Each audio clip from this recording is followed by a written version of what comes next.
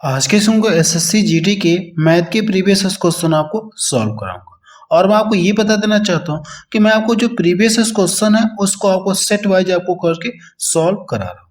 ये set third है। इसके पहले मैं आपको दो सेट सॉल्व करा चुका हूँ। दोनों वीडियो की लिंक आपको डिस्क्रिप्शन में मिल जाएगी या वीडियो के प्लेलिस्ट में जाकर आप वहां से चेक करेंगे तो एक नई प्लेलिस्ट बनी है एसएससी जीडी मैथ 2024। उसमें भी आपको वो दोनों सेट आपको मिल जाएगी।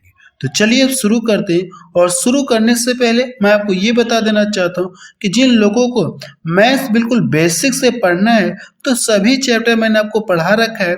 वीडियो की लिंक आपको डिस्क्रिप्शन में मिल जाएगी या वीडियो के प्लेलिस्ट में जाकर आप वहां से जो चैप्टर आपको पढ़ना है या जो टॉपिक आपको पढ़ना आप वहां से जाकर पढ़ सकते हैं। यहाँ पे हम लोग क्वेश्चंस को डायरेक्ट सॉल्व करेंगे।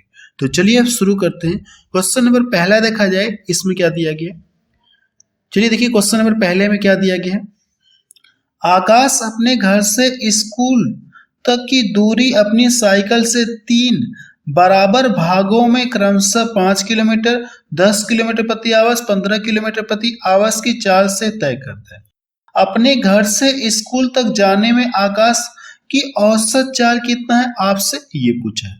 आपसे पूछा है कि औसत चाल आपसे पूछा है। देखिए इस क्वेश्चन को हम लोग एक तो टाइम एंड डिस्टेंस का जो कॉन्सेप्ट होता है उसके अकॉर्डिंग भी सॉल्व कर सकते हैं और इसको हम लोग टाइम एंड वर्क में समय और कार्य चैप्टर का जो कॉन्सेप्ट होते हैं, जिस कॉन्सेप्ट से हम लोग वहां पे सवाल लगाते हैं टाइम एंड वर्क में, उस कॉन्सेप्ट से भी हम लोग क्या कर सकते हैं, इस क्वेश्चन को सॉल्व कर सकते हैं।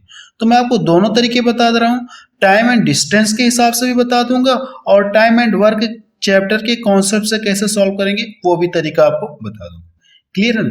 जो आपको अच्छा लगेगा आप उससे फॉलो कर लीजिएगा। तो देखिए यहाँ पे क्या कहा गया।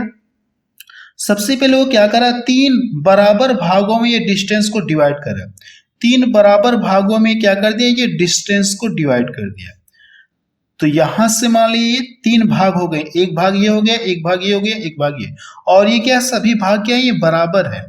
अब ये डिस्टेंस कितना कितना होगी, तो इसका भी पता करने का तरीका मैं आपको बता रहा हूं। इन सब का करिए कि आप एलसीएम ले लीजिए। 5, 10, 15 का एलसीएम कितना आएगा, 30 आएगा। जब आप इनका एलसीएम लेंगे तो कितना आ जाएगा, एलसीएम 30 आएगा। तो कह सकते हैं कि 30 यहां से यहां तक की दूरी कितना होगी, ये 30 किलोमीटर होगी। यहां से ये वाला भाग भी क्या, तीनों भाग क्या बराबर है कि नहीं, तो 30 ये भी होगा, 30 किलोमीटर ये भी, यानी डिस्टेंस ये मैंने लिख लिया 30-30। अब ये देखिए ये जो 30 किलोमीटर की दूरी है इसको ये इस चाल से चल रहा है। अब ये इस किस चाल से चल रहा है, ये 5 किलोमीटर प्रति आवर्स के हिसाब से ये चल रहा है। अब यहां से देखेंगे तो इसको किस चाल से चला, ये 10 किलोमीटर प्रति आवर्स के हिसाब से चल रहा है। आप एग्जाम में डायरेक्ट सॉल्व करेंगे, यहाँ तो मैं आपको फिगर द्वारा बना के बता रहा हूं, लेकिन आप इससे कैसे डायरेक्ट करेंगे अभी वो भी तरीका बताऊंगा। यहां से ये कितना हो जाएगा, ये 15 किलोमीटर प्रति आवर्स हो जाएगा। इतना समझ में आया, दूरी तो समान है या बराबर है, तो इस तरह से कर सकते हैं। आपसे पूछा कि औसत चाल, तो औसत चाल बराबर क्या होता है, एवरेज स्पीड। एवरेज स्पीड बराबर क्या होता है, एवरेज स्पीड बराबर टोटल डिस्टेंस बटे क्या होता है, ये टोटल टाइम होता है। क्लियर है? अगर आप टोटल डिस्टेंस देखेंगे यहां से यहां तक की दूरी तो कुल कितना हो जाएगी, 30 कितना हो जाएगी, 90 हो जाएगी।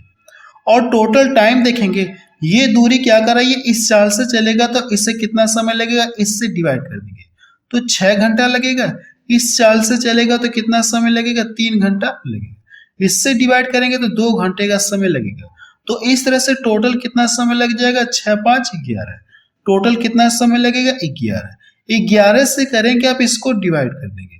जब इसको डिवाइड करेंगे तो 11 बटे कितना हो जाएगा, 88, और बचा कितना, 2 में 11 से भाग जाएगी नहीं, आप इसको इसी तरह से छोड़ देंगे। ये इसका क्या आ गया, आंसर आ गया। इसका आंसर कितना गया, 8 सही 2/11, यानी इतने किलोमीटर प्रति आवर्स। इतने किलोमीटर प्रति आवर्स ये क्या है, इसकी औसत चाल है। औसत चाल इसकी आपको पता चली। ये देखिए ऑप्शन जो किसमें दिया है, किलोमीटर प्रति आवर्स में दिया है। तो ये तो मैंने आपको बता दिया टाइम एंड डिस्टेंस के चैप्टर के अकॉर्डिंग। आप इस क्वेश्चन को कैसे टाइम एंड वर्क के कॉन्सेप्ट से सॉल्व करेंगे, इसको देखा जाए टाइम एंड वर्क के कॉन्सेप्ट से यानी इस क्वेश्चन को अब हम लोग टाइम एंड वर्क के कॉन्सेप्ट से सॉल्व करेंगे। तो वहां पे आपने पढ़ा है कि ए किसी कार्य को इतने दिन में करा है, बी इसी कार्य को इतने दिन में करा है, सी वही कार्य इतने दिन में करा है, तो तीनों मिलकर उस कार्य को कितने दिन में करेंगे, ऐसे क्वेश्चन आपने टाइम एंड वर्क में पढ़ा होगा। तो उसी के कॉन्सेप्ट पे इस क्वेश्चन को सॉल्व करेंगे। तो सबसे पहले इन सब का एलसीएम लेंगे। जब आप इन सब का एलसीएम लेंगे तो इन सब का एलसीएम कितना आ जाएगा, ये 30 आ जाएगा। कितना आएगा एलसीएम, 30 आएगा। एलसीएम लेने के बाद इससे करेंगे आप डिवाइड करेंगे तो 5 6 का 30, कितना आ जाएगा, 6 बार जाएगा। इससे इसको डिवाइड करेंगे तो कितनी बार में कटेगा, टाइम एंड वर्क के कॉन्सेप्ट से हम लोग सॉल्व कर रहे हैं। इससे डिवाइड करेंगे तो कितनी बार भाग जाएगी, 3 बार जाएगी। इससे डिवाइड करेंगे तो भाग कितनी बार जाएगी, ये 2 बार जाएगी। ऐसा करने के बाद हमको ये पता चलता था, यहाँ पे देखिए मैं बहुत शॉर्ट में करके बता रहा हूँ, अगर आपको डिटेल में सीखना है तो चैप्टर मैंने आपको पढ़ा रखा है। अब ऐसा करने के बाद मुझे ये पता चलता है कि ये इनका कार्य है। अगर मैं तीनों को मिला दूं तो तीनों मिलकर आप चाहे तो मान सकते हैं, ए मान सकते हैं, बी मान सकते हैं, सी मान सकते हैं, एबीसी के कार्य आपको पता चल गए। अगर आप तीनों के कार्य जोड़ेंगे तो कितना कार्य हो जाएंगे, ये 11 होंगे कि नहीं, तो 11 होंगे। अब यहां से इसके बाद देखिए करने के ये, इसके बाद देखिए यहां से इसको डिवाइड करना है। इसको क्या करेंगे, आप डिवाइड करेंगे। जो यहां से आपने एलसीएम लिया है इसमें क्या करेंगे, आप डिवाइड करेंगे। लेकिन इस बात का ध्यान रखना होगा कि ये जो डिस्टेंस है कितने भागों में बांट रहा है, ये 3 भागों में बांट रहा है। अगर 3 भागों में बांट रहा है तो इसमें 3 से गुणा करेंगे। अगर डिस्टेंस को 4 भागों में बांटता तो हम लोग क्या करते, इसमें 4 से गुणा करते। 5 भागों में बांट रहा है डिस्टेंस यानी दूरी को, अगर ये क्या करता 5 बराबर भागों में बांटता तो हम लोग इसमें 5 से गुणा करते हैं। क्लियर हुआ ना, जितने भागों में ये बांटेगा बराबर उतने ही से क्या करेंगे, इसमें मल्टीपल करेंगे। जब मल्टीपल करेंगे तो ये कितना मिल जाएगा, ये 90 में 11 से आप डिवाइड करेंगे तो 11 8 88 और बचा कितना 2 में 11 से भाग जाएगी नहीं, आप इसको इसी तरह से छोड़िए। देखिए आंसर आपका इस तरह से भी आया और आंसर आपका इस तरह से भी आया कि नहीं है। आपको जो अच्छा लगा आप उससे फॉलो कर लीजिए। बेहतर है कि आप इससे फॉलो कर लेंगे तो आपकी थोड़ी सी टाइमिंग बच जाएगी। क्लियर है ना, टाइम एंड वर्क के कॉन्सेप्ट से सॉल्व करेंगे इस क्वेश्चन को तो थोड़ा सा आपका टाइम बच जाएगा। चलिए अगला क्वेश्चन देखा जाए। मुझे इस क्वेश्चन को बताने में थोड़ा सा टाइम लग गया क्योंकि मैंने आपको पूरा डिटेल में समझाया और इसको मैंने आपको 2 तरीका भी बताया कि आप इससे कैसे सॉल्व करेंगे। क्लियर है ना, तो चलिए अब नेक्स्ट क्वेश्चन देखा जाए। क्वेश्चन नंबर 2 देखा जाए। इसमें क्या दिया गया है, 15 मजदूरों में 12,600 रुपए बांटे जाते हैं। इनमें 7 पुरुष, 3 महिलाएं और 5 लड़के हैं। यदि प्रत्येक महिला को प्रत्येक लड़के का 3 गुना प्राप्त होता है, यानी कि धन 3 गुना प्राप्त होता है, प्रत्येक पुरुष को प्रत्येक लड़के का 7 गुना प्राप्त होता है, तो पूछा क्या प्रत्येक महिला का हिस्सा कितना है, आपसे ये पूछा गया।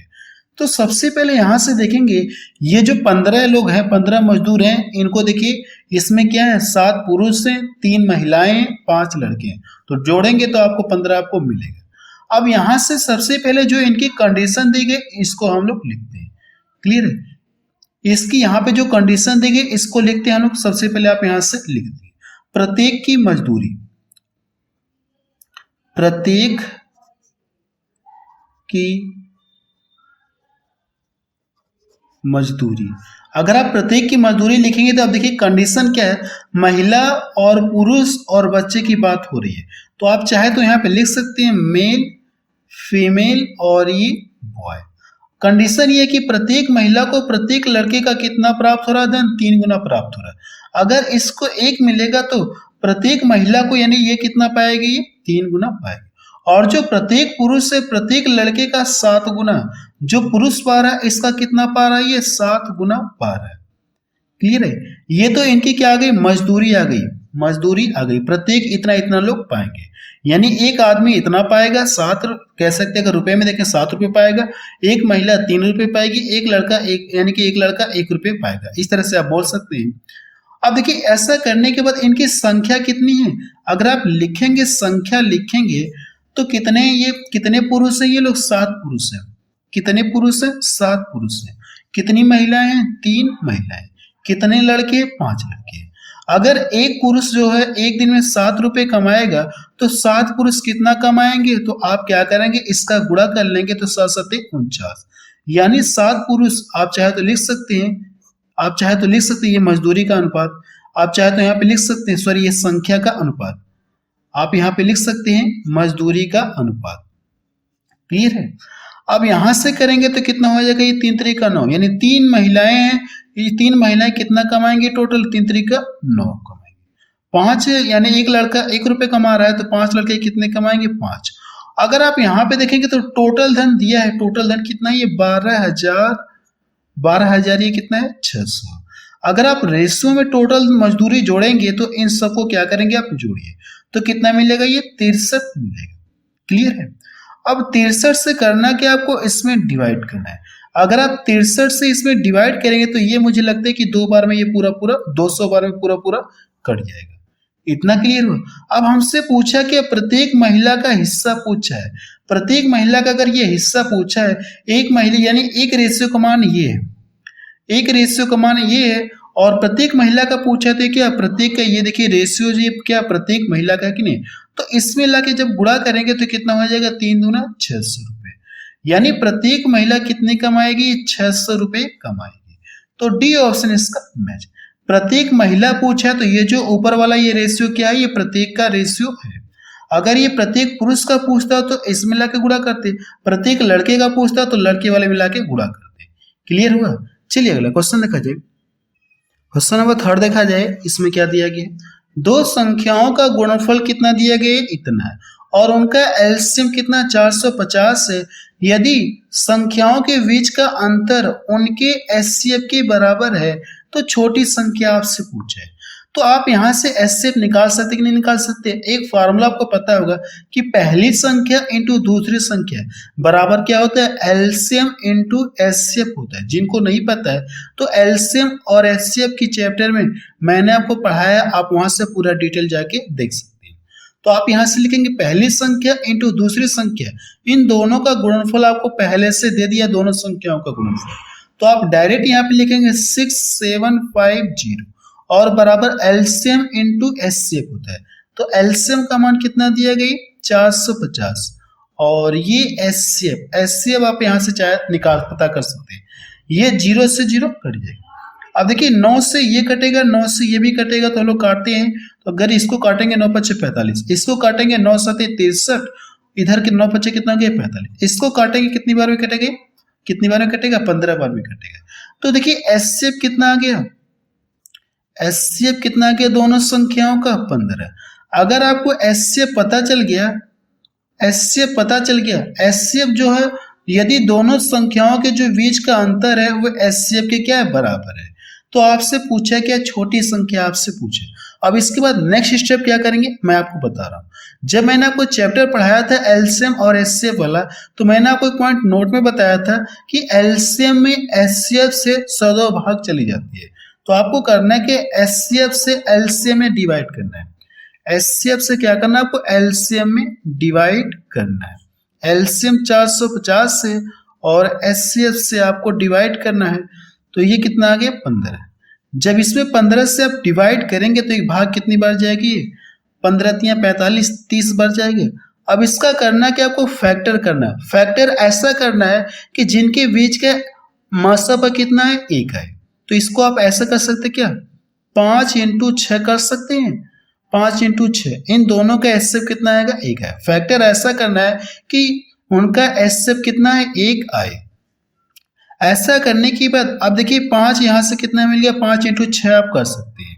अगर हमसे प्रश्न में छोटी संख्या पूछा है तो जो रेशियो में छोटा होगा, जो रेशियो में छोटा होगा, इसका क्या, इसमें लाके क्या करिए आप? एचसीएफ से गुणा कर दीजिए। मैंने क्या बताया आपको? जो रेशियो में छोटा होगा फैक्टर करने के बाद जो छोटा होगा, अगर आपसे छोटी संख्या पूछे तो एचसीएफ का लाके इसमें गुणा कर दीजिए, अगर बड़ी संख्या पूछेगा तो एचसीएफ का लाके इसमें गुणा कर देंगे। तो हमसे पूछा कि छोटी संख्या, तो इसका इसमें गुणा करेंगे तो 15 25 कितना हो जाएगा? ये 75। ये इसका क्या आ गया? आंसर आ गया। देखिए कौन सा ऑप्शन इसका मैच कर रहा है? बी ऑप्शन इसका मैच कर रहा है। मुझे लगता है कि ये क्वेश्चन आपको पूरी तरह से क्लियर हो गया होगा। अगला क्वेश्चन देखा जाए। क्वेश्चन नंबर 4 देखा जाए, इसमें क्या दिया गया है? 50,000 रुपए की राशि पर 6% वार्षिक की दर से 2 वर्ष के अंत में अर्धवार्षिक रूप से चक्रवृद्धि होने वाला चक्रवृद्धि ब्याज ज्ञात कीजिए। हमसे पूछा है कि यहाँ से देखिए रेट दिया गया और टाइम आपको दिया है, लेकिन ब्याज की गणना किस पर करना है? या अर्धवार्षिक रूप पर करना है। तो पूछा क्या कितना ब्याज बनेगा, यानी कितना ब्याज बनेगा। निकटतम आपसे पूछा है, निकटतम पूर्णांक में पूछा, लगभग कितना होगा। देखिए इस क्वेश्चन को आप दो तरीके से सॉल्व कर सकते हैं। एक तो रेशियो मेथड सॉल्व कर सकते हैं, और दूसरा तरीका मैं आपको वो भी बताऊंगा। अगर आप इसको रेशियो मेथड से सॉल्व करना चाहते हैं तो सबसे पहले देखिए यहाँ पे अगर जब भी ब्याज की गणना हम लोग किसमें अर्धवार्षिक के आधार पे करते हैं, तो यहाँ पे जो जो रेट है इसमें क्या करते हैं हम लोग 2 से डिवाइड करते हैं। ठीक है, मैंने क्या बताया आपको, जब भी ब्याज की गणना हम लोग क्या करते हैं अर्धवार्षिक आधार पर करते हैं, यानी छमाही आधार पे करते हैं, तो हम लोग इसमें क्या करते हैं 2 से डिवाइड करते हैं। जब इसमें 2 से डिवाइड करेंगे तो रेट कितनी आ जाएगी? 3%। 3% को आप क्या लिख सकते हैं? परसेंटेज हटाएंगे कितना मिल जाएगा? ये बटा 100 आ जाएगा। यानी कि एक साल में कितना, 100 रुपए पे कितना ब्याज बनेगा? ये 3 रुपए ब्याज बनेगा। एक साल में कितना ब्याज बनेगा? ये इतना बनेगा। अगर आप देखिए इसे रेशियो मेथड सॉल्व करेंगे तो यहां से देखिए, और टाइम हमको कितना मिलेगा? ये 2 वर्ष की बात हो रही है ना, तो 2 वर्ष में कितनी छमाही होगी? तो अर्धवार्षिक कितनी होगी? 4 होगी। कितनी होगी? 4 होगी। तो आप यहां से लिख लीजिए, पहले यहां से 100 रुपये, अब यहां से ये जो है ये अमाउंट आपका हो जाएगा। इसको जोड़ेंगे अगर देखेंगे तो एक साल में ब्याज बनकर ये कितना हो जाएगा? 103 रुपये होगा। 103 रुपये होगा। आप यहां से 103 लिखेंगे। अब यहाँ पे देखिए अर्धवार्षिक यानी 2 वर्ष है, अर्धवार्षिक के आधार पे गणना करना है, तो कितनी कितनी अर्धवार्षिक होगी या कितनी छमाही होगी? तो आप बताएंगे 4 होगी। अगर 4 होगी तो इसकी पावर क्या करेंगे आप? 4 बार करेंगे। इसकी भी पावर क्या करना आपको? 4 बार आपको लिखना है। अब इसको प्रसार करेंगे 103 103 103 103, उनका आपस में कहीं ना कहीं मल्टीपल करेंगे तो आपको बहुत टाइम लग जाएगा। लगे कि नहीं लगेगा? तो इसलिए मैं आपको यहाँ से रेशियो मेथड कैंसिल करा रहा हूँ, यानी इसको रिजेक्ट करा रहा हूँ। दूसरा तरीका आपको बता रहा हूँ कि जो इससे बेहतर है, इतना कैलकुलेशन आपको करने की जरूरत नहीं होगी। 103 103 103 103 का गुणा करेंगे तो कहीं ना कहीं बहुत टाइम लग जाएगी। तो इस टाइम को थोड़ा सा बचाने के लिए मैं आपको दूसरा तरीका बता रहा हूँ। सबसे पहले यहां से देखिए टाइम कितना हो जाएगी? 4 छमाही होगी, 4 छमाही होगी। तो आप यहां से लिखेंगे 1 छमाही हो गई, 2 हो गई, 3 हो गई, और ये इस तरह से 4 छमाही। क्लियर है? अब यहां से जो रेट है, ये रेट कितनी आ गई है? रेट में क्या करेंगे? 2 से डिवाइड करेंगे तो दर कितनी आ गई है? 3% आ गई। इतना क्लियर है? और जो धन है यानी जो अमाउंट है टोटल, यहां से जो प्रिंसिपल है ये कितना? ये 50,000 है। ये क्वेश्चन में दिया है। अगर आप पहली छमाही में जो ब्याज बनेगा पूरे धन पर 3% ब्याज बनेगा। पहली छमाही में जो ब्याज बनेगा पूरे धन का क्या करेंगे आप? 3% निकालेंगे। जब इसका 3% निकालेंगे तो इसके परसेंटेज से 2 जीरो कट जाएंगे, तो जब इसका गुणा करेंगे तो कितना मिलेगा? ये 1500 मिलेगा। क्लियर है? देखिए मैंने आपको चैप्टर में पढ़ाया था कि अगर ये पहली छमाही में ये इतना ब्याज बढ़ रहा है तो यहाँ पे भी आप 1500 लिखेंगे, यहाँ पे भी 1500 लिखेंगे, आप यहाँ पे भी 1500 लिखेंगे। क्लियर है ना? अब इसके बाद मैंने आपको ये बताया था कि पहली छमाही में जो ब्याज बन रहा है, क्लियर, इतना तो बन ही रहा है, जैसे आप दूसरी छमाही में एंट्री करेंगे तो जो पिछली छमाही का ब्याज है इस पर भी ब्याज बनेगा। क्योंकि चक्रवृद्धि ब्याज की बात हो रही है तो चक्रवृद्धि ब्याज की खासियत क्या होती है? ब्याज पर भी ब्याज बनता है। तो जो पिछली छमाही का इस पर भी ब्याज बनेगा, और रेट कितनी है? 3%। इसका 3% निकालेंगे 1500 का तो कितना मिलेगा? ये 15 तिया 45। क्लियर है? अब देखिए यहां से इस तरह से करेंगे तो अगर आप देखेंगे तो ये 15 चौको 60, 6000 से ज्यादा ब्याज बनेगा, तो ये ऑप्शन तो आपको रिजेक्ट हो गया, ये भी ऑप्शन आपका रिजेक्ट हो गया। अगर आप ऐसा टिक लगाना भी चाहते हैं तो इस तरह से एक अनुमान लगा के भी लगा सकते हैं। 2 ऑप्शन तो आपके रिजेक्ट हो गए, बचे 2 ऑप्शन। क्लियर है? तो इसको भी हम लोग कंफर्म करते हैं कौन सा ऑप्शन होगा।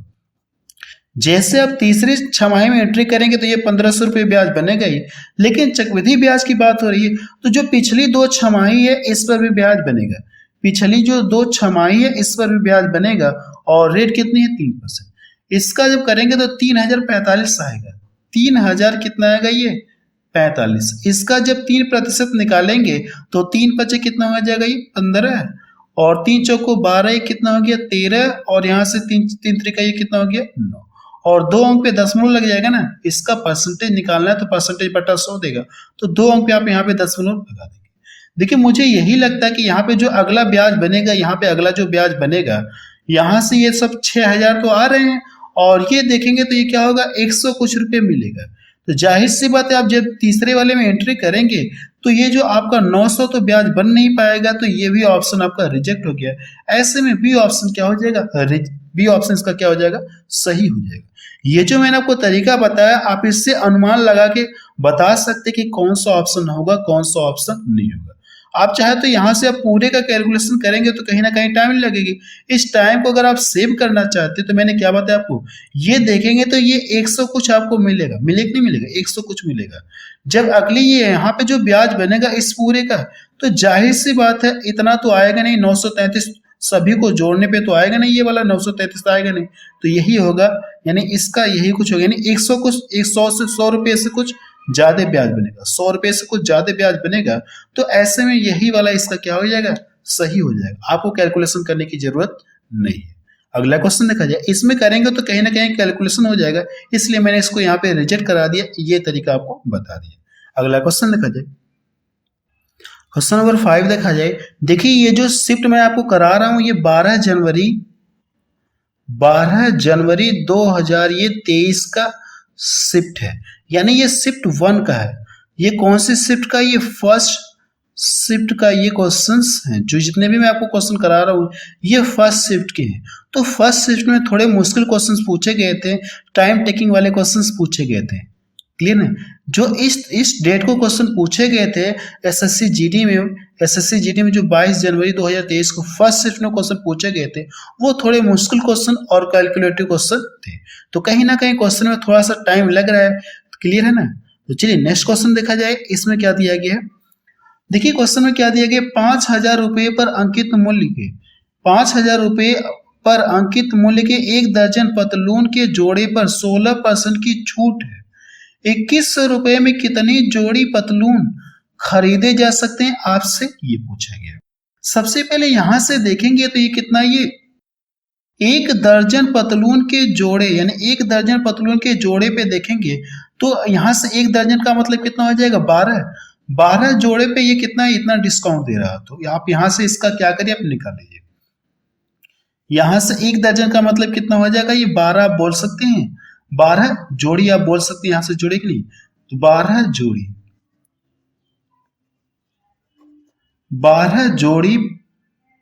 12 जोड़ी पर डिस्काउंट, या कह सकते हैं कि जो विक्रय मूल्य बेचा, यानी 12 जोड़ी का विक्रय मूल्य, सेलिंग प्राइस, 12 जोड़ी का सेलिंग प्राइस, एमआरपी दिया है, यानी कि यहां से 5000 दिया है।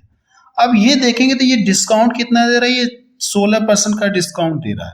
16% को आप ऐसे लिख सकते क्या, परसेंटेज हटाएंगे बटा 100 देगा। अगर आप इसको काटेंगे, 4 चौको 16 हो गया, और ये कितना हो गया 25 बार में कटेगा, यानी 25 रुपए की वस्तु को इसने क्या कर दिया, कितने डिस्काउंट में बेच रहा है, 4 रुपए के डिस्काउंट में बेच रहा है। तो बेचेगा कितने में, तो आप बताएंगे कि 21 में इसने क्या किया, बेचा होगा, 21 रुपए में बेचा होगा, और नीचे वाला आपका इसी तरह से रहेगा। तो आप यहां से करें क्या, इसका 21 बटा कितना कर लीजिए, 25 कर लीजिए। अगर इसको यहां से डिवाइड करेंगे तो 25 दूना कितना हो गया 50, 200 बार में कटे, यानी कितनी 200 बार में कटेगा। इसका इसमें गुणा करेंगे तो कितना हो जाएगा, ये 4200 रुपये, 4200 रुपये आ गया। 12 जोड़ी का जो विक्रय मूल्य कितना है, ये 4200 रुपये। प्रश्न में हमसे पूछा क्या है, 2100 रुपये में कितनी जोड़ी पतलून खरीदी जा सकती, आपसे ये पूछा है। सॉरी ये सीपी रहेगा ये, यानी छूट के बाद ये क्या कर रहा है, ये कोई खरीद रहा है। अब यहां से देखेंगे तो ये चाह रहा कि इतना पे इतना जो, यानी इसके पास कितना है, ये 2100 रुपये। अगर इसके पास 2100 रुपये है तो 4200 रुपये में कितना जोड़ी खरीदी जा रही है, 22 जोड़ी खरीदी जा रही है। तो 2100 रुपये में अगर देखेंगे तो यहाँ पे क्या हो गया, इसका ये आधा हो गया। अगर इसका यहाँ पे आधा हो गया तो यहाँ पे भी क्या होगा, आधा होगा। तो कितनी जोड़ी पतलून खरीदी जा सकती है, तो आप बताएंगे 6 जोड़ी खरीदी जा सकती। ये इसका क्या आ गया, आंसर आ गया। चूंकि पता है आपको 12 जोड़ी का मूल्य इतना है, 12 जोड़ी का मूल्य इतना है, तो 6 जोड़ी का यहाँ से जो मूल्य होगा इसका आधा होगा कि नहीं, इसका आधा होगा कि नहीं होगा, तो मैंने यहाँ पे आधा कर लिया। क्लियर है, तो यहाँ से 6 जोड़ी का ये जो मूल्य होगा, तो बी ऑप्शन इसका मैच करेगा। अगला प्रश्न देखा जाए, क्वेश्चन नंबर 6 देखा जाए, इसमें क्या दिया गया है, एक पंखे का अंकित मूल्य उसके क्रय मूल्य से कितना 25% अधिक है। यदि अंकित मूल्य पर 12% की छूट दी जाती है तो लाभ प्रतिशत ज्ञात करें। देखिए इस क्वेश्चन को हम लोग 2-3 तरीके से सॉल्व कर सकते हैं, लेकिन जो सबसे बेस्ट तरीका है वो आपको बताऊंगा। यहां से आप देखेंगे तो ये जो अंकित मूल्य उसके क्रय मूल्य से कितना इतना अधिक है, तो 25% का मान कितना होता है, तो आप बताएंगे 1/4 होता है। परसेंटेज हटाएंगे बटा 100 देगा, तो जब काटेंगे 25 से कब 25, 25 को कितना हो गया 100, यानी 4 रुपए की वस्तु को क्या कर दिया इसने, ये 1 रुपए बढ़ाकर ये क्या कर रहा है, ये अंकित कर रहा है। क्रय मूल्य से क्या कर रहा है, ये क्रय मूल्य से 25% अधिक अंकित कर रहा है। आप चाहे तो यहाँ पे लिख सकते हैं कि सीपी से एमपी का रेशियो, सीपी से एमपी का रेशियो, क्रय मूल्य कितना है 4 रुपए, ये करके आ रहा है 1 रुपए बढ़ाकर अंकित कर रहा है, तो ये कितने रुपए अंकित करेगा, 5 रुपए अंकित करेगा। अब ये करके आ रहा है अंकित मूल्य पर ये डिस्काउंट दे रहा है, ये 12% की छूट दे रहा है, तो यहां से अगर आप देखेंगे तो छूट देने के बाद बेचा होगा। अगर आप इस 12% का मान देखेंगे तो यहाँ से परसेंटेज हटाएंगे तो बटा कितना मिलेगा 100, तो जब काटेंगे 4×3=12 और नीचे कितना हो जाएगा, ये 25 हो जाएगा, नीचे कितना हो जाएगा 25, यानी 25 रुपए की वस्तु है, 3 रुपए क्या कर दिया इसने डिस्काउंट दे दिया, 3 रुपए डिस्काउंट दे दिया, तो बेचा कितने में, तो 22 रुपए में बेचा। तो आप यहां से लिख सकते हैं कितने रुपए की वस्तु है, कितने रुपए की वस्तु है, 25 रुपए अंकित मूल्य है और इसको 22 रुपए में क्या करा, ये सेल करा। तो मैंने यहां से इन दोनों के बीच में रेशियो लगा दिया। क्लियर है ना, मार्केटिंग प्राइस जो मार्केट प्राइस है और सेलिंग प्राइस के बीच मैंने रेशियो लगा दिया। तो यहां से ये 25 और कितने रुपए में सेल कर रहा है, इसको 22 रुपए में सेल कर रहा है। आप चाहे तो अगर देखिए कट रहे हैं तो आप काट सकते हैं, काटने को आप देखिए ऐसे ऐसे नहीं काटेंगे, काटने को आप ऐसे ऐसे काटेंगे। आप चाहे तो यहां से काट सकते हैं, कितनी बार काटेंगे 5, आप चाहे तो और भी काट सकते हैं, नहीं काटेंगे तो भी कोई दिक्कत नहीं है। जब इसका गुणा करेंगे तो ये कितना हो जाएगा 20 हो गया, और यहाँ पे कितना बच गया, ये 22, यानी 20 यहाँ से ये कट जाएंगे मार्केट यानी एमपी एमपी यानी मार्केट प्राइस कट जाएगा। तो यहाँ से जो रेशियो आएगा सीपी और यहाँ से कह सकते हैं कि सीपी ये एसपी क्रय मूल्य और विक्रय मूल्य के बीच में रेशियो आएगा। यानी कोई वस्तु 20 रुपए में खरीद कर 22 रुपए में बेची जा रही है, तो प्रॉफिट कितने का हो रहा है, तो आप बताएंगे कितने का प्रॉफिट हो रहा है, 2 रुपए का प्रॉफिट हो रहा है। ये जो 2 रुपए का प्रॉफिट हो रहा है, आप चाहे तो रेशियो काट के और छोटा कर सकते हैं। 2 रुपए का प्रॉफिट कितने पर ये लाभ हो रहा है, तो 20 पर लाभ हो रहा है, और यहां से प्रतिशत में कन्वर्ट करने के लिए 100 से गुणा, इसको काटेंगे 5 बार में, जब इसका मल्टीपल करेंगे तो कितना हो जाएगा, ये 10, उससे कितने परसेंट का प्रॉफिट होगा, 10% का लाभ होगा। डी ऑप्शन इसका मैच करा। चलिए अगला क्वेश्चन देखा जाए, क्वेश्चन नंबर 7 देखा जाए, इसमें क्या दिया गया है, मेहुल इतने रुपए में एक कार खरीदता है और इसे पुनर्निर्मित करता है, अंततः यानी अंत में इसे इतने रुपए में बेचता है, तो कार के मूल्य में प्रतिशत वृद्धि, कार के मूल्य में हमसे पूछा क्या प्रतिशत वृद्धि। तो सबसे पहले ये देखा जाए, अगर यहां से खरीदा इतने में और ये बेच रहा इतने में, तो कहने का मतलब ये कि उससे कितने परसेंट का लाभ होगा, हमसे प्रश्न में यही पूछा गया। क्लियर है ना, तो सबसे पहले अगर आप चाहे तो यहां से जो रेशियो में इन दोनों के बीच में आप रेशियो लगा सकते हैं। जब रेशियो लगाएंगे तो ये 4 जीरो से 4 जीरो क्या हो जाएंगे, कट जाएंगे, कटेंगे नहीं कटेंगे। आप चाहे तो यहां से घटा के भी करेंगे, लेकिन थोड़ा सा प्रोसेस लंबा हो जाएगा, तो आप यहां से इन दोनों के बीच में रेशियो लगा दीजिए। क्लियर है ना, जो क्रय मूल्य है और विक्रय मूल्य के बीच में आप क्या करेंगे, रेशियो आप लगाएंगे। तो यहां से देखिए फिर ये कट रहा है तो काट दीजिए, 8 से कट रहा है ना, 8 7 56 हो गया, ये कितना हो गया 8 64। तो आप यहां से कहेंगे सेलिंग प्राइस, 7 रुपए की वस्तु को इसने क्या कर दिया, 8 रुपए में बेच दिया। 7 रुपए की वस्तु को 8 रुपए में बेच रहा है, तो इससे प्रॉफिट कितने का हो रहा है, तो आप बताएंगे 1 रुपए का लाभ हो रहा है। 1 रुपए का लाभ कितने पर, 7 पर, बटे 7, और प्रतिशत में कन्वर्ट करने के लिए 100 से गुणा करेंगे।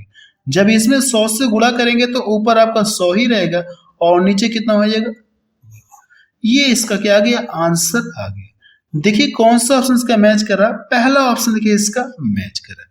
अगला क्वेश्चन देखा जाए, क्वेश्चन नंबर 8 देखा जाए, इसमें क्या दिया गया है, आरव और दुर्गा मिलकर एक काम को 33 दिनों में कर सकती है। उन्होंने 15 दिनों तक एक साथ काम किया, फिर आरव आरव जो है आरव ने काम छोड़ दिया। शेष काम को दुर्गा ने अकेले, क्या कहा गया, शेष काम को दुर्गा ने अकेले 30 दिनों में पूरा किया। आरव अकेले कितने दिनों में कुल काम को कर सकता है, आपसे ये पूछा है। जो भी टोटल कार्य होगा, दोनों तो मिलकर, ये दोनों मिलकर कितने दिन में करने के लिए कह रहे, इतने दिन में करने के लिए कह रहे। इन्होंने एक साथ 15 दिन तक कार्य किया। अब इसके बाद जो कौन कार्य छोड़ दे रहा, आरव ने क्या किया, काम छोड़ दिया। तो जो शेष कार्य है उसको किसने किया, दुर्गा ने किया। प्रश्न में ये कहा गया है कि जो टोटल काम है, अगर टोटल काम मैं किसके द्वारा कराऊं, आरव के द्वारा कराऊं, तो वो कितना दिन लेगा, आपसे ये पूछा गया। क्वेश्चन का मतलब क्लियर हुआ। तो सबसे पहले आपको करना कि यहां से आप लिख सकते हैं, आरव को हम लोग क्या करते हैं, ए से इंडिकेट कर दे रहे हैं, और दुर्गा को हम लोग डी से इंडिकेट कर दे रहे हैं। ये दोनों मिलकर किसी काम को इतने दिन में करें, 33 दिन में, तो आप यहां से लिख लीजिए। और यहां से जो है फिर ये जो शेष काम को दुर्गा इतने दिन में करेगी, तो आप यहां से दुर्गा लिख लिए। अब इसके ऊपर क्या करेंगे, आप शेष काम लिखेंगे। ये जो करे शेष काम को कितने दिन में करे, ये 30 दिन में करे। ये क्वेश्चन आपका देखिए इंपॉर्टेंट है। क्यों इंपॉर्टेंट है, क्योंकि इसमें देखिए शेष का जिक्र है, इसलिए ये इंपॉर्टेंट है। क्योंकि इसमें जो बच्चे लोग गलती कर देते हैं, वही मैं आपको इसलिए इंपॉर्टेंट करा रहा हूँ, थोड़ा सा अलग।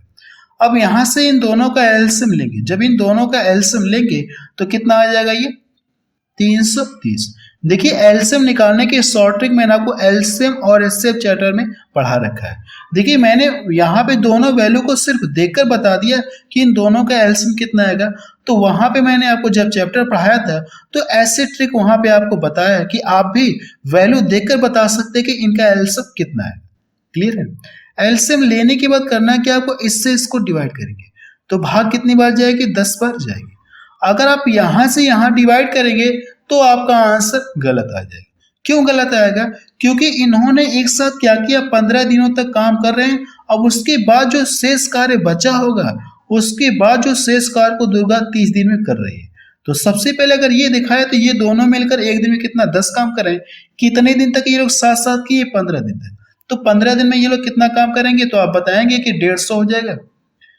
150 यानी कि इसमें लाके एक दिन में 10 काम, तो 15 दिन में कितना करेंगे, ये लोग 150 काम करेंगे। इसका इसमें गुणा कर लेंगे, तो टोटल काम में से करेंगे आप 150 काम घटा लीजिए। जब घटाएंगे तो यहां से ये तो 0 मिलेगा, ये कितना हो जाएगा, ये 8 हो गया। 13 यहां से कितना, 13 में से 5 घटाएंगे, 8 हो गया। और यहां से कितना हो जाएगा, ये क्लियर है, 180 मिलेगा। अब ये जो बचा है, ये क्या है, ये आपका शेष कार्य है। ये शेष कार्य है। इस कार्य को दुर्गा कितने दिन में कर रही है, 30 दिन में कर रही है। अगर आपको दुर्गा की इफिशियंसी पता करना है, तो इससे इसको क्या करेंगे, आप डिवाइड करेंगे, तो मुझे ये पता चल जाएगा कि दुर्गा एक दिन में कितना काम कर रही है। तो 0 से 0 कट गया, 3 छक्का 18, यानी 6 काम करे दुर्गा एक दिन में, कितना, 6 काम करे। और दोनों मिलकर एक दिन में कितना, 10 काम करें। अगर मैं इसको यहां से घटा लूंगा तो कितना मिलेगा, 4। ये 4 काम कौन कर रहा है, तो आप बताएंगे ये आरव है, ये कर रहा है, आरव जो है ये कर रहा है। क्लियर है, आरव जो है ये 4 काम कर रहा है। अब टोटल काम किसके द्वारा कराना है, आरव के द्वारा कराना है। टोटल कार्य कितना है, ये 330 है। तो आप यहाँ पे लिख लीजिएगा, टोटल काम किसके द्वारा कराना, आरव के द्वारा कराना है। टोटल कार्य कितना है, 330। ये एक दिन में 4 काम कर रहा है, करना कितना, इतना है। जब इसमें 4 से डिवाइड करेंगे तो देखिए आंसर मुझे लगता है ये बस काट के छोटा कर दे। तो अब हम लोग भी क्या करें, काट के छोटा कर देंगे। नीचे तो हमारा 2 रहेगा, ये तो कंफर्म है। यहां से काटेंगे तो कितना हो जाएगा, ये 165। ये इसका क्या आ गया, आंसर आ गया। आप बता सकते हैं कि जो टोटल कार्य अगर आरव के द्वारा कराया जाए तो कितने दिन में करेगा, इतने दिन में समाप्त कर लेगा। अगला क्वेश्चन देखा जाए, क्वेश्चन नंबर 9 देखा जाए, इसमें क्या दिया गया है, एक बेलन का व्यास कितना दिया गया, ये 14 सेंटीमीटर है। इसका वक्र पृष्ठीय क्षेत्रफल कितना दिया, ये 220 सेंटीमीटर स्क्वायर। तो बेलन का आयतन आपसे पूछा है कि कितना होगा। तो आपको फार्मूला पता है कि बेलन का वक्र पृष्ठ का क्षेत्रफल बराबर क्या होता है, 2 पाई आर एच होता है। कितना होता है, ये पृष्ठीय क्षेत्रफल कितना होता है, 2 पाई आर एच होता है कि नहीं। इसी का मान कितना दिया गया, ये इतना दिया। तो ये दोनों आपस में क्या होंगे, बराबर। तो आप यहां से बराबर कर सकते हैं 2πr(h) बराबर कितना हो जाएगा, ये 220। देखिए यहां से आपको सॉल्व करके क्या करना है, आपको h का मान पता करना है। ये व्यास दिया है, अगर आप इसका आधा करेंगे तो रेडियस कितनी आ जाएगी, 7 सेंटीमीटर आ जाएगी। रेडियस आपको पता चल गई, तो इसमें क्या करेंगे, आप रखेंगे तो 2/22 बटे कितना हो जाएगा, 7। आर का मान कितना दिया गया, 7 दिया गया, और ये h बराबर 200 कितना हो जाएगा, 20। ये देखेंगे 7 से 7 कट गया, ये 22 से 22 कट गया, कितनी बार में, 10। अगर मैं इसको यहां से काट दूं तो 5 बार में ये कटेगा। तो यानी h का जो मान आ गया, ये कितना आ गया, 5 सेंटीमीटर आ गया। यानी आपको ऊंचाई पता चल गई, या कह सकते कि हाइट आपको पता चल गई। अब हमसे पूछा क्या, बेलन का आयतन। तो बेलन का आयतन क्या होता है, बेलन का वॉल्यूम, यहां से देखिए वैल्यू आप लिख सकते हैं। अब देखिए अगर आप यहां से बेलन का आयतन लिखेंगे तो बेलन का आयतन बराबर क्या होता है, फॉर्मूला πr² होता है कि नहीं होता है। पाई का मान आपको पता है कितना होता है, ये 22/7 होता है। आर का भी मान आपको पता है कितना, 7 है। तो आप रखेंगे तो 7 गुणे 7। एच का मान आपको पता चल गया कितना, ये 5 है। तो ये 7 से 7 कट गया। अब देखिए करना है क्या, आपको गुणा करना है। जब इसका गुणा करेंगे तो कितना मिलेगा, ये 110 मिलेगा, 110 मिलेगा। और इसका इसमें गुणा करेंगे तो कितना हो जाएगा, 11 7 77, 11 7 कितना हो जाएगा, 77, 770 सेंटीमीटर क्यूब। तो डी ऑप्शन इसका देखिए मैच करा है। क्लियर है ना। चलिए अगला क्वेश्चन देखा जाए। क्वेश्चन नंबर 11 देखा जाए, इसमें क्या दिया गया। देखिए क्वेश्चन में इस तरह से दिया गया, आपसे पूछा कि ये x का मान कितना है, यानी x के स्थान पे कौन सी वैल्यू आएगी। तो देखिए इसका कॉन्सेप्ट मैंने आपको रेशियो चैप्टर में पढ़ाया था कि इसमें हम लोग करते हैं कि ये जो अंदर अंदर वाले दिख रहे हैं इनका आपस में मल्टीपल करते हैं, ये जो बाहर बाहर वाले दिख रहे हैं इनका आपस में मल्टीपल करते हैं। तो जब यहां से मल्टीपल करके लिखेंगे 5x बराबर कितना हो जाएगा, 3 गुणे 75। तो 5 से 75 काटेंगे तो कितनी, 15 बार में कटेगा। या अगर आप ये नहीं लिखना चाहते तो आप डायरेक्ट यहीं पे काट सकते हैं, कितनी बार में कटेगा, ये 15 बार में कटेगा। कटेगी नहीं कटेगा।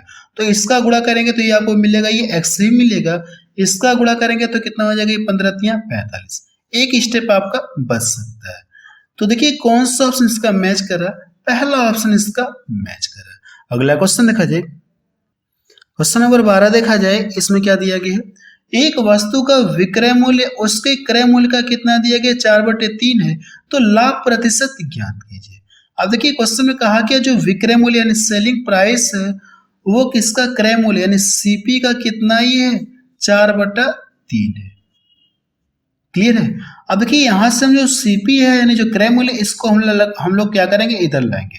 तो ये कितना हो जाएगा, ये सेलिंग प्राइस, और नीचे कितना हो जाएगा, ये सीपी, और ये 4/3। देखिए क्रय मूल्य और विक्रय मूल्य आपको पता है। देखिए कोई वस्तु 3 रुपए में खरीद कर 4 रुपए में बेचा जा रहा है, तो कितने रुपए का प्रॉफिट हो रहा है, तो आप बताएंगे 1 रुपए का लाभ हो रहा है। ये जो लाभ है कितने पर लाभ होता है, ये एक, यानी जो क्रय मूल्य इसी पे तो हम लोग गणना करते हैं। तो ये लाभ जो कितने पर है, ये 3 पर लाभ है। तो 1/3, 1/3, 1/3 का मान कितना होता है, तो आप बताएंगे 33 सही 1/3, 33 सही 1 कितना होता है, 3% होता है। तो देखिए कौन सा ऑप्शन इसका मैच कर रहा है, 33 सही 1/3%। तो बी ऑप्शन इसका मैच कर। आप चाहे तो यहाँ से परसेंटेज में इसको कैलकुलेशन कर सकते हैं। अगर आप परसेंटेज करेंगे इसका मान कितना होता है, 33 सही 1/3 होता है। अगर आप इसका परसेंटेज में मान निकालेंगे तो ये जो 1/3 है, प्रतिशत में कन्वर्ट करने के लिए 100 से गुणा करेंगे। अब इसमें काटेंगे 3 × 9, 3 × 9, और बचा कितना, 1। 1 में 3 से भाग जाएगी नहीं, आप इसको इसी तरह से छोड़िए। तो वही मैंने आपको डायरेक्ट बताया कि 1/3 का मान कितना होता है, 33 से 1/3 होता है। तो बी ऑप्शन इसका सही हो जाएगा। अगला प्रश्न देखा जाए। क्वेश्चन नंबर 13 देखा जाए, इसमें क्या दिया गया है, यदि कोई व्यक्ति 12 रुपए में 15 पेंसिल क्या करा, ये खरीदता है, और 15 रुपए में 12 पेंसिल बेचता है, तो लाभ या हानि का प्रतिशत आपसे पूछा है। देखिए इस क्वेश्चन को सॉल्व करने की मैं आपको सबसे बेस्ट तरीका बताऊंगा, सबसे बेस्ट तरीका आपको बताऊंगा। तो आप चाहे तो यहाँ से काट कर आप छोटा कर सकते हैं, नहीं काटेंगे तो भी कोई दिक्कत नहीं। अगर ये कट रहा है तो आप काट कर इसे छोटा कर लीजिए। देखिए 3 से कटेगा तो 3 चौक को 12, 3 5 कितना हो जाएगा, 15। ये भी देखिए कट रहा है, 3 5 15, 3 चौक को 12। बस कैलकुलेशन थोड़ा सा आसान हो जाएगा और कोई बात नहीं है। आप यहां से लिख लेंगे, रुपया लिखेंगे, और ये क्या लिखेंगे, वस्तु आप लिखेंगे, वस्तु लिखेंगे। कितने रुपए में? ये 4 रुपए में कितनी वस्तु खरीद रही है? 5 वस्तु खरीद रहा है, 5 पेंसिल खरीद रहा है। यहां से देखेंगे तो 5 रुपए में 4 पेंसिल क्या कर रहा है? ये बेच रहा है। 5 रुपए में 4 पेंसिल क्या किया इसने? बेचा। तो पूछा कि उससे लाभ हो रहा है कि हानि हो रहा है ऐसा करने पर। तो इसके लिए मैं आपको सबसे बेस्ट तरीका बता रहा हूं कि आपको करना है कि इन दोनों का आपस में मल्टीपल करना है। इन दोनों का आपस में क्या करेंगे? आप मल्टीपल करेंगे तो कितना मिल जाएगा? ये 25 मिलेगा। अब इसके बाद करना क्या आपको? इन दोनों का आपस में गुणा करके क्या करेंगे? इसमें से घटाएंगे। इन दोनों का आपस में गुणा करके घटाएंगे तो 16। जो घटाएंगे इसी से क्या करेंगे? आप डिवाइड भी करेंगे। जो घटाएंगे इसी से क्या करना है? आपको डिवाइड भी करना है। और प्रतिशत में कन्वर्ट करने के लिए 100 से क्या करेंगे? आप गुणा कर लेंगे। अब यहां से देखिए उससे लाभ हो रहा है कि हानि हो रहा है, तो इसका पता करने का तरीका ये होता है, अगर आप यहां से जब घटाएंगे, अगर आपका आंसर प्लस में मिल रहा है तो उससे क्या होगा? लाभ होगा। घटाने के बाद अगर आप घटाने के बाद यहां से अगर आंसर आपका क्या मिले? माइनस में मिले तो उससे क्या होगी? हानि। तो यहां से घटाएंगे तो 9 मिलेगा। 9 क्या प्लस में मिल रहा है तो आप कहेंगे उससे क्या हो रही है? प्रॉफिट हो रही है। प्रॉफिट हो रही है। अब इसका कैलकुलेशन आपको करना है। देखिए 4 से कटेगा तो हम लोग काट कर छोटा करते हैं। ये कितनी बार में कटेगा? 25 बार। ये कितनी बार में? 4 बार। जब इन दोनों का मल्टीपल करेंगे तो 25 नंबर कितना होता है? ये 225। 225 में क्या करना है? आपको 4 से डिवाइड करना है। जब 4 से डिवाइड करेंगे तो कितना हो जाएगा? 4 बचे 20 हो गया और इधर एक इधर 2 गया तो कितना हो जाएगा? 4 छक्का 24। 4 बचे 20 हो गया और 2 इधर आ गया तो 4 छक्का कितना हो गया? 24। और बचा कितना? 1 बचा। तो 1 बचा तो 4 दूना 8 हो गया, 4 बचे 20। यानी उससे आप बता सकते हैं कि 56 सही 5% का प्रॉफिट हुआ। 56.25% की क्या हो गई? उससे प्रॉफिट हुई। तो देखिए कौन सा ऑप्शन का मैच कर रहा है? तो ये वाला ऑप्शन किसका मैच कर रहा है? क्लियर है ना? यानी बी ऑप्शन इसका मैच कर रहा है। अगला क्वेश्चन देखा जाए। क्वेश्चन नंबर 14 देखा जाए। इसमें क्या दिया गया है? यदि किसी घन के सबसे विकर्ण की लंबाई कितना दी गई? 6√3 दी गई है। 6 कितना दी गई? 3 है। तो आपसे पूछा कि उस घन का आयतन आपसे पूछा कि कितना होगा। तो घन का आयतन बराबर होता क्या है? सबसे पहले आप यहां से क्या दिया है? विकर्ण दिया है। तो घन का विकर्ण बराबर आप यहां से लिखेंगे। घन का विकर्ण बराबर क्या होता है? घन का विकर्ण बराबर क्या होता है? भुजा रूट 3 होता है कि नहीं होता? भुजा रूट 3 होता है।